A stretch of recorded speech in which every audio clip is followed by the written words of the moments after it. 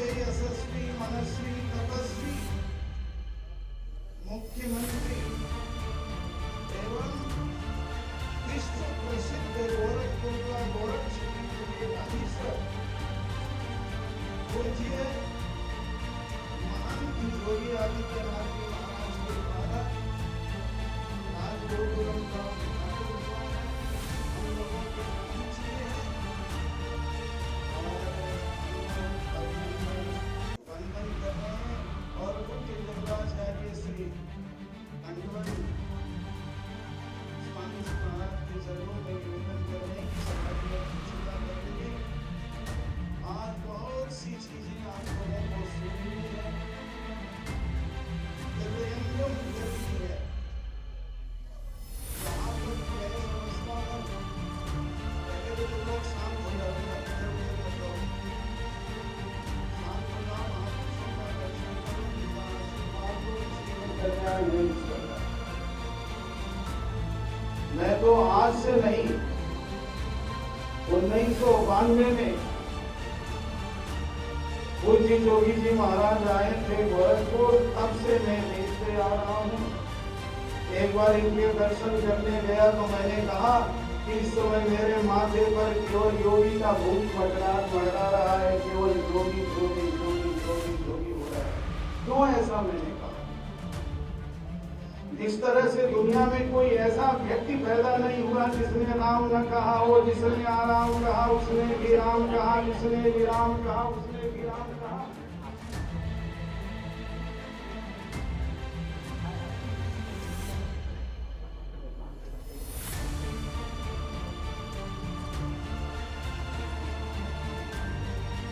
जिसने आराम कहा उसने भी राम कहा, जिसने सुनो बढ़िया से, जिसने आराम कहा जिसने भी राम कहा, जिसने विश्राम कहा उसने भी राम कहा, और जिसने आराम कहा उसने भी राम कहा।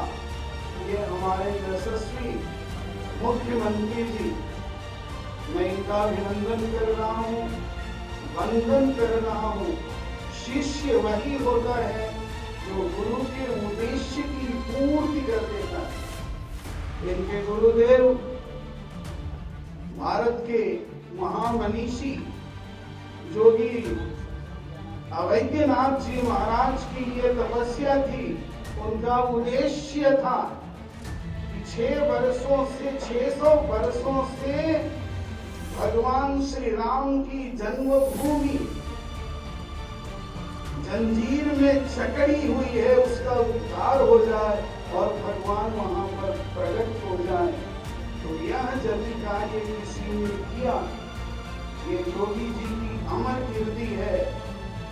उत्तर प्रदेश के यशस्वी मनस्वी तपस्वी मुख्यमंत्री श्री योगी जी महाराज अपने हाथ से केंद्र से रामलला को ले आकर के दिव्य महल में प्रतिष्ठित किए। इस मंदिर को बनाने में आदरणीय प्रधानमंत्री नरेंद्र मोदी जी एवं आदरणीय मुख्यमंत्री उत्तर प्रदेश के योगी आदित्यनाथ जी का अहम योगदान है।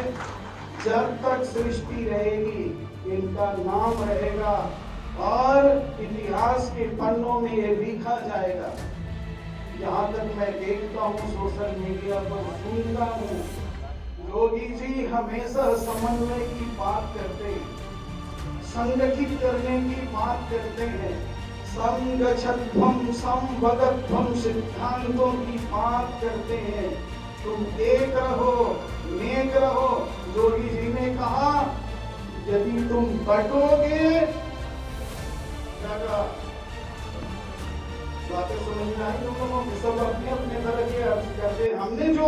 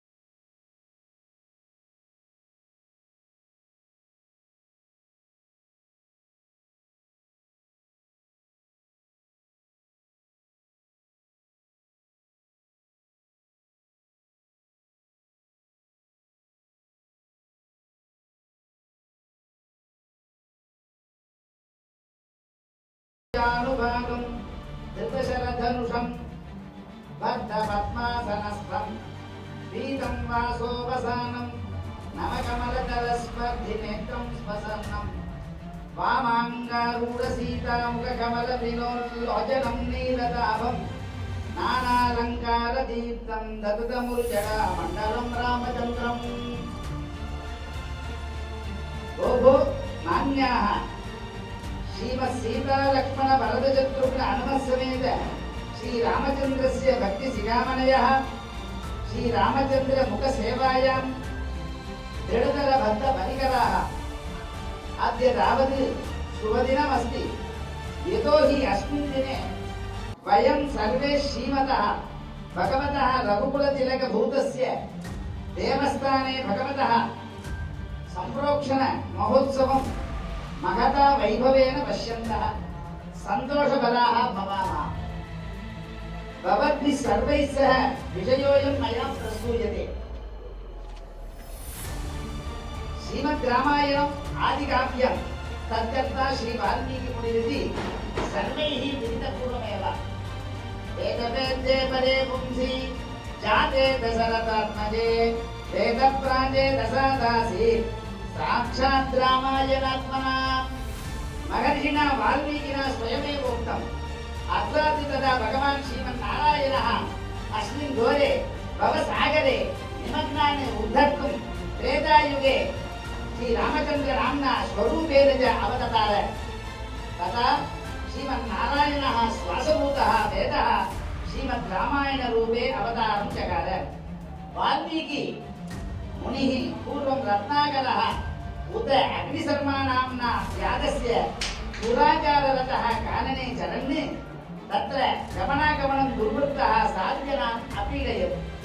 महर्षिणा नारदेन चोदितः संशोधितश्च तपः कृत्वा तावत् बहुकालं स्वशरीरं समग्रन् आपन् वामनूरिभिः वाल्मीकं विभेद्य बहिरागतः।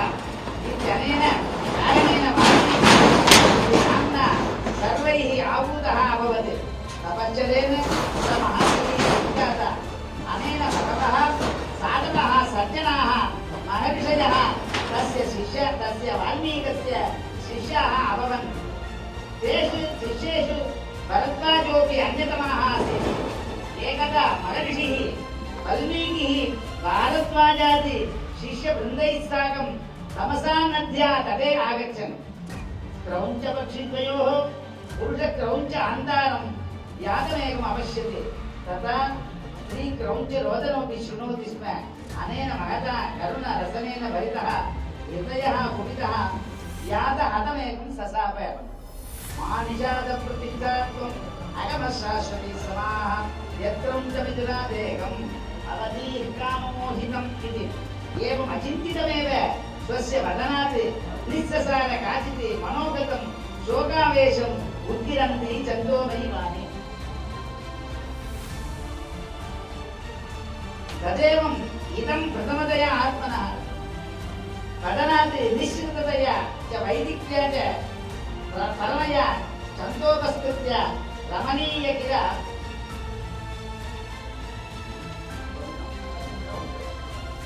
नितरां विस्मृत अन्तरङ्गः वाल्मीकिः नवभक्तिसहितं नवरसरहितं श्रीमद् रामायणं कथितं। तत्स्मृत्वा च अहं वाचितुं लिखितुम् उद्युक्तोऽस्मि। अधुना तावत् तत्र अवकाशं दीयतामिति आज्ञापयत्। नितरां विस्मृत अन्तरङ्गः सः वाल्मीकिमुनिः भूयः तमेव दिनावशेषम् अनुनिनाय तत्र अत्रान्तरे चतुर्मुखब्रह्मा तत्र आविर्भूय रामस्य चरितं दृष्टं गुरुत्वं ऋषिसत्तमा धर्मात्मनो भगवतो लोके रामस्य धीमतः वृत्तं करय धीरस्य यथा ते नारद श्रुतम् इति अनुगृह्य तव वैदिक छन्दसः लोके विश्वकल्याणैव श्रीमद् रामायणं किमर्थम् अवततार इत्युक्ते विश्वकल्याणैव विश्वमङ्गलैव अवततार इति प्रकटयन् तत्रैव अन्तर्गते तदीयाज्ञां शिरसा वहन् असौ वाल्मीकि महर्षिः पदैः मनोरमैः तदास्य रामस्य जगाद कीर्तिमान् समक्षदैश्लोकशतैः यशस्विनः यशस्करन्त्राद्यमुदारदर्शिनः वाल्मीकिः किमर्थं वाल्मीकिरामायणं रामकथा एकैकमक्षरं प्रोक्तं महाभारतनाशनम् इत्यादि अर्थान् अनुसृत्य एते महान्तः वाल्मीकिः अन्नब्रह्मन्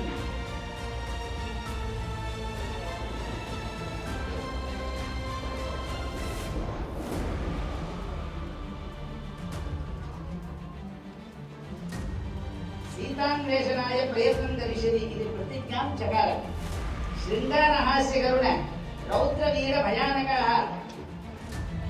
जुगुप्सा विस्मयसमा नवनाट्यो रसस्मृतः नवरसम् उद्धृतविषयाः श्रीमद्रामायणे नवरस उद्धृतविषयाः सन्ति इति नवविधरसैः भरितम् एतदितिहासरत्नं श्रीमद्रामायणं शीतयासकपूर्णः श्रीरामः रामस्तु सीतया सार्धं विजहार बहुनृतम् इत्यनेन सम्भोगशृङ्गारः विश्वनं चक्रवाकानां विसम्यसहचारिणम् इत्यनेन विप्रम्भशृङ्गारः जनकेन वीते धनुर्भङ्गे रामादन्यः राजानः पदया सह पात्रभूताः इति हास्यः क्रौञ्चमिथुनयोः एक हनने वाल्मीकेः मनसि जायमानः करुणरसः समुद्रतरणाय सेतुबन्धनसमये वारिधिक्षोभने रौद्ररसः राक्षसानां ध्वंसने वीररसः परशुराम गर्भभङ्गे दृश्यमानः भयानकरसः निरायुधपाणिं रावणं समरे श्रीरामः अद्य गत्वा स्वाहायेहि इत्यत्र धीवत्सरसः सप्ततालवृक्षक्षेपणे विस्मयरसः पितापुत्र कैकेय्या वनायागच्छ इति अनुज्ञापालने शान्तरसः इति नवविधरसभरितमपि करुण रसभूतमिति रत्ननिर्मितं तेषां सम्पदि अत्र एकं श्लोकम् अनर्गरागवे उदितमासीत् किमर्थं यान्तिन्यायप्रवृत्तस्य क्रियन्तोऽपि सहायताम् अपन्थानमपि गच्छन्तां सोदरोऽपि मुञ्चति इत्युक्त्वा विरमामि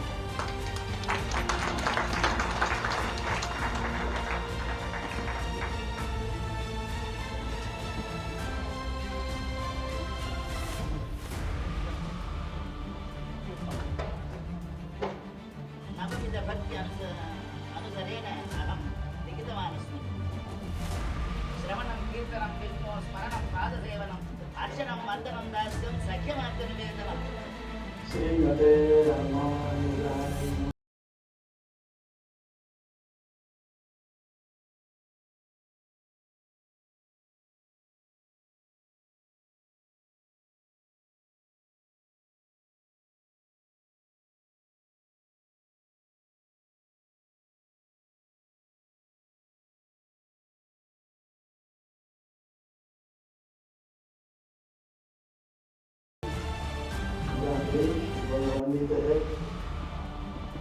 ऐसे अनंत श्री समंद्र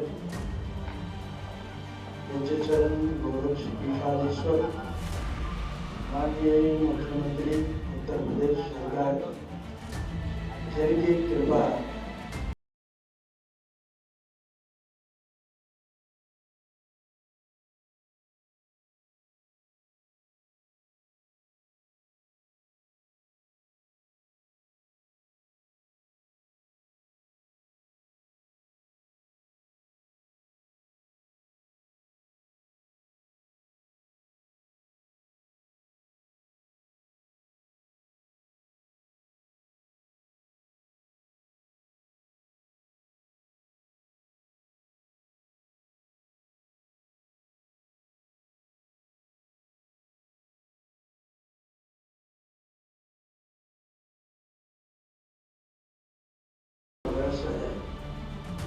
और हमारे यहाँ एक ही श्लोक में 9 रस है। श्रृंगारम क्षितिनंदना विहरणे वीरम धनुर्भंजने कारुण्यम बलिभुमुखे वैवहे बीभत्समाजो रौद्रम रावण मर्दने अद्भुत रसम सिंधौ वेस्ताटने हास्यम शांतम वपुः पांचवा। ये नवरस है। एक ही श्लोक में नवरस श्रृंगारम श्री नंदना में वीरम धनुर्भंज है कारुण्यम कारुण्यम बंधम है भत्सनादम रौद्रम रावण मर्दने अद्भुत रसम सिंधौ स्थापने हास्यम स्वर्गकथाम विनोदने शांतम वपुः पाचकः। ये नवरस तो काव्य में नवरस, गाने में नवरस, खाने में खटरस, इसलिए वक्ताओं का दरा है। तो नवरस की चर्चा हुई और सभी रस जो है आज कुंजीभूत होकर के पूज्य श्री महाराज जी का दर्शन लाभ प्राप्त हो रहा है और अयोध्या को बहुत कुछ दिया। पूज्य स्वामी जी ने यद्यपि प्रदेश को, देश को, सबको दिया है,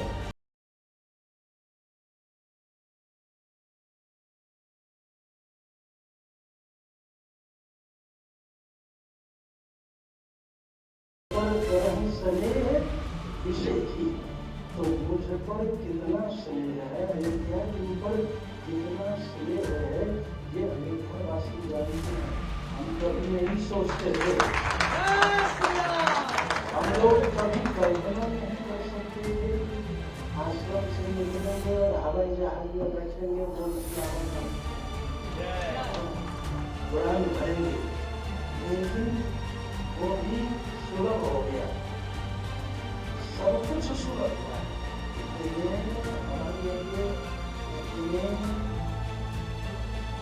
हाईवे एक एक करके बहुत है, महाराज की बनाते करते हैं और लास्ट उसके ऊपर यात्रा करते हैं।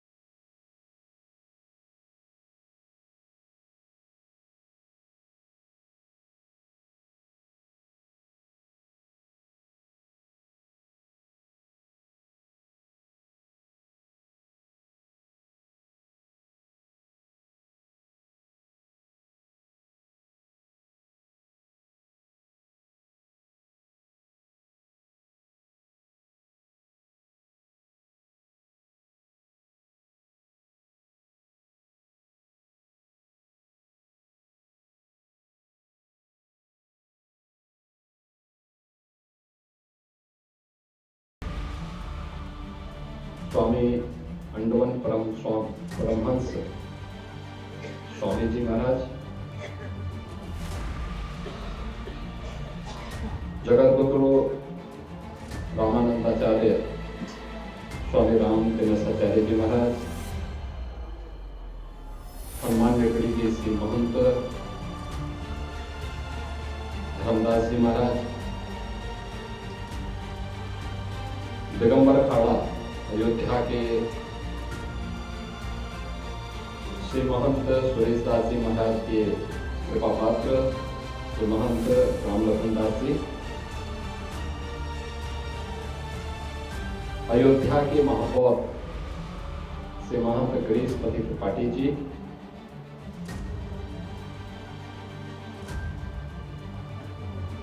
स्वामी राजनारायणाचार्य जी महाराज, अयोध्या के विधायक श्री वेद प्रकाश,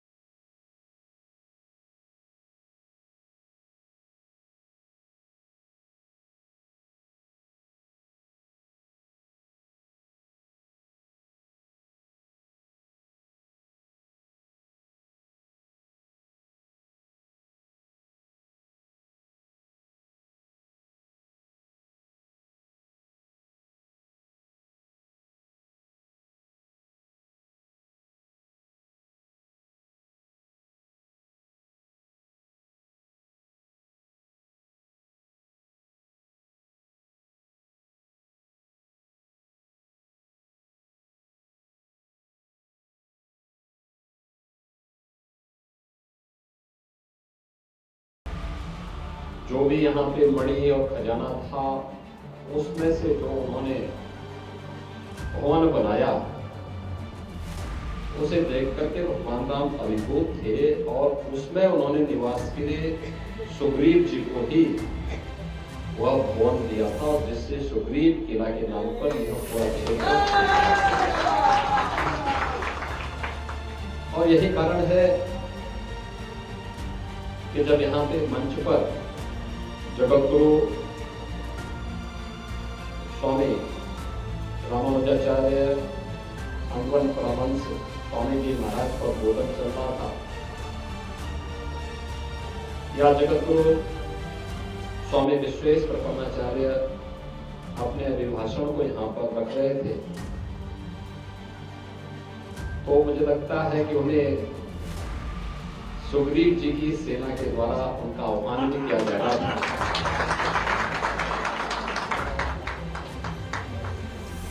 कि आप शांति से इस व्यवस्था का संचालन करिए, बाकी को सभी इसमें आपके साथ मिलकर के इस कार्यक्रम को आगे बढ़ा रहे हैं। आपने देखा होगा कि यहां पर जब सुग्रीव किला में हम लोग इससे पहले आते थे, बहुत संकरा रास्ता था और अब तो प्रशस्त मार्ग बन गया है। मैं उसी बात की बधाई दे रहा था, एक ओर से नहीं दो ओर से आ गया, इसलिए अब तो उनको प्रसन्न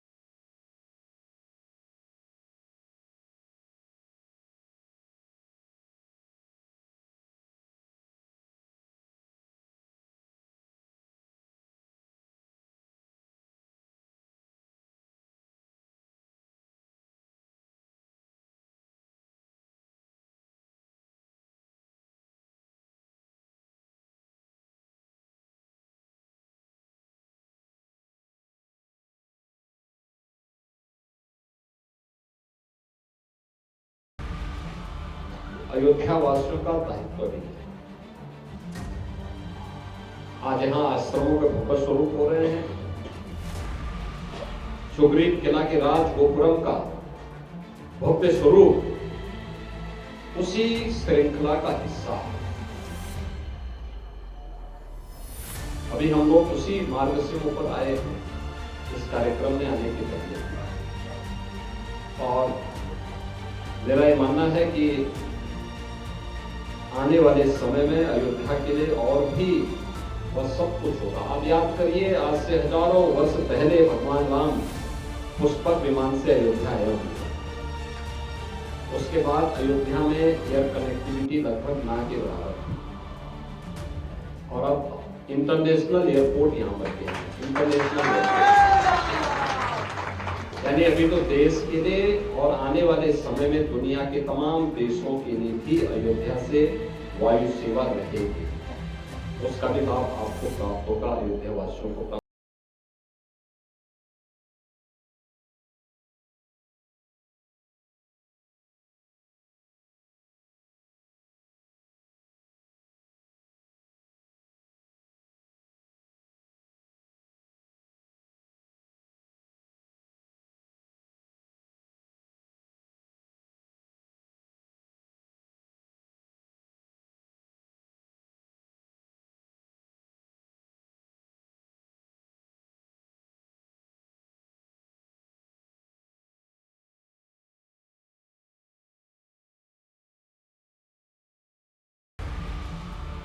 अपनी गलतियों का परिमार्जन जितना समय रहते हुए कर ले, बीमारी का उपचार जितना समय रहते हुए हम कर लेते हैं, तो वह असाध्य होने से बच जाती है। अगर किसी को सामान्य खांसी भी हो और उस सामान्य खांसी को अगर आप समय रहते उपचार नहीं करा रहे हैं, इसका मतलब ये है कि आप उसको बढ़ाने के लिए एक स्पेस दे रहे हैं और फिर वही लंग्स को प्रभावित करेगा, फिर वही व्यक्ति को ट्यूबरक्लोसिस से प्रभावित कर सकता है, तमाम अन्य बीमारियों को वह आमंत्रित कर सकता है। खांसी का कारण कुछ और भी हो सकता है, लेकिन हमें उसका उपचार समय रहते करा देना चाहिए। ऐसे ही अगर कोई छोटा सा फोड़ा है तो समय रहते उसका उपचार, उसका कारणों में जाना, फिर उसके निवारण के लिए आवश्यक उपचार की व्यवस्था करना। अगर आपने समय रहते नहीं किया तो हो सकता है एक बार वो बड़ा घाव बन सकता है, एक बड़ा कैंसर का रूप ले सकता है, अल्सर बन सकता है। ऐसे ही समाज की स्थिति है। समाज को भी कहीं पर कोई कमी है, फूट पड़ रही है, मतभेद खड़े हो रहे हैं, समय रहते उसके उपचार की व्यवस्था। और अगर उपचार की व्यवस्था हम समय रहते उसका परिमार्जन कर लेते हैं तो एक लंबी यात्रा के लिए फिर हम उसका ओवरऑलिंग कर लेते हैं। एक लंबी यात्रा के लिए हम उसको तैयार कर लेते हैं। लेकिन अगर हम उसको देख करके अनसुना कर दें, याद रखना वही बाद में कैंसर का रूप लेता है और फिर असाध्य भी हो जाता है। और कुछ ना कुछ ऐसा ही हमारे समाज के साथ भी हुआ। विधर्मी चंद लोग थे, मुट्ठी भर लोग थे, उनके पास ताकत नहीं थी, उनके पास सामर्थ्य नहीं थी, उनके पास धन बल भी नहीं था, उनके पास बुद्धि बल भी नहीं था, उनके पास भौतिक बल भी नहीं था, लेकिन तब भी वे हम पर हमला करने में सफल हुए, हमारे तीर्थ स्थलों को पवित्र करने में सफल हुए, हमारी मां बहनों की इज्जत के साथ खिलवाड़ करने में सफल हुए, देश को गुलाम बनाने में सफल हुए। एक लंबे समय तक कई पीढ़ियों ने गुलामी के माहौल में अपना जीवन यापन करके इस धराधाम को छोड़ करके चले गए और अपमान की उस दास्ता को झेलने के लिए अब सब मजबूर है। आज मैं आप सबसे यही कहना चाहूंगा, धर्म हमें सन्मार्ग पर चलने की प्रेरणा देता है। समय समय पर बनी हमारी स्मृतियां इस समाज का मार्गदर्शन करती रही है, समाज को सही दिशा में आगे बढ़ने के लिए प्रेरित करती रही है। और जब भी हमने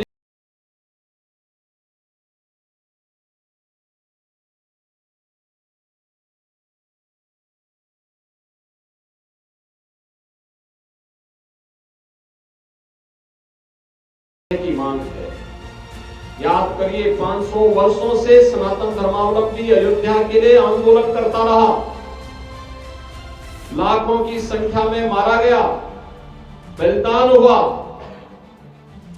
कई पीढ़ियां केवल एक संकल्प के साथ कि अपने जीवन में एक ही संकल्प था कि मैं अयोध्या में रामलला को विराजमान होता हुआ देख लूं, लेकिन वे अपने उस संकल्प को मूर्त रूप लेते हुए नहीं देख पाए। लेकिन जब पूरा समाज एकजुट होकर के लड़ाई लेता है, एक भाव के साथ बोलता है, एक साथ एक प्रकार की सरकारें केंद्र और राज्य में आती हुई दिखाई थी और एक साथ आई, जो समस्या 500 वर्षों से समाधान नहीं हो रही थी, मात्र 2 वर्ष में उस समस्या का समाधान हो गया, मात्र 2 वर्ष। और मैं यही कहने के लिए आया हूं कि 2 वर्ष के अंदर जिस समस्या का समाधान हो सकता है, अगर 500 वर्ष पहले भी यही एकता का परिचय दिया होता तो इस प्रकार की दुर्भाग्यपूर्ण समस्या हमारे सामने आती नहीं, जो 500 वर्षों तक हम लोगों को झेलना पड़ा।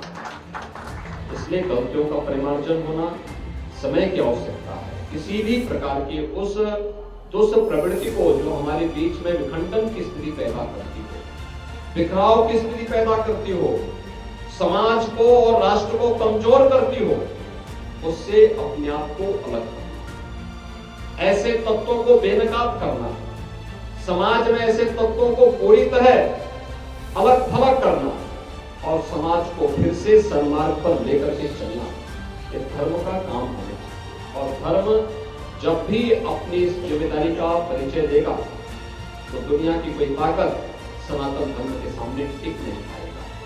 और यही कहने के लिए आज मैं आपके पास आया हूं, आपसे कहने के लिए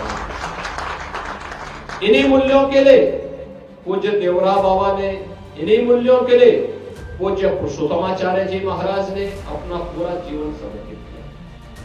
पूज्य पुरुषोत्तमाचार्य जी महाराज के सानिध्य में हम लोगों को लंबे समय तक कार्य करने का अवसर प्राप्त हुआ। कितना वात्सल्य उनके अंदर छलकता है, क्या दिव्यता थी।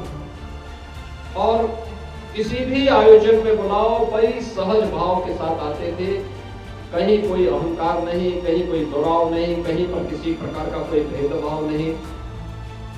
हमें याद रखना है, अयोध्या कोई पहचान बनानी पड़ेगी। हमारे धर्माचार्यों को इसके लिए अपनी पहचान बनानी पड़ेगी। अयोध्या को प्रभु श्री राम के आदर्शों की अयोध्या बनानी पड़ेगी। इसके लिए चाहे कोई भी कीमत क्यों न चुकानी पड़ेगी। जब हम इस विश्वास के साथ आगे बढ़ेंगे, याद रखना, दुनिया के सामने अयोध्या को सबसे सुंदरतम नगरी बनने में कोई देर नहीं लगेगी। जिस दिन अयोध्यावासी और अयोध्या के धर्माचार्य मैं आज इसके लिए जगत गुरु रामानुजाचार्य पूज्य स्वामी विश्वेश्वर परमाचार्य जी महाराज को जैसे धन्यवाद देता हूँ, उनका अभिनंदन करता हूँ, उनके न्यायों का अभिनंदन करता हूँ, जिन्होंने अपने पूज्य गुरु जगत गुरु रामानुजाचार्य पूज्य स्वामी पुरुषोत्तमाचार्य जी के संकल्प को आज एक मूर्त रूप देकर के सुग्रीव किला के इस राज गोपुरम को आज एक भव्य स्वरूप देकर के आज उसका अनावरण का कार्यक्रम किया है। मैं इसके लिए उन्हें, उनके पूरे अनुयायियों को और अयोध्या वासियों को भी हृदय से बधाई देता हूँ, अपनी शुभकामनाएं देता हूँ। और जो भव्य स्वरूप आपने सुग्रीव किला को दिया है, मुझे पूरा विश्वास है ऐसा ही भव्य स्वरूप अन्य धर्म स्थलों पर भी, अन्य हमारे जितने भी जगत गुरु हैं, पूज्य संतगण हैं, वे भी अपने अपने स्थलों को अयोध्या की तरह ही सजाने संवारने में अपना योगदान देंगे। सरकार भी इसमें सहयोग दे रही है, वे भी अपने स्तर पर आगे बढ़ते हुए कार्य करेंगे। अयोध्या को सुंदर बनाने में सफलता प्राप्त होगी। आप सबके प्रति मैं अपनी शुभकामनाएं देता हूँ। धन्यवाद। जय हिंद, जय जय श्री राम।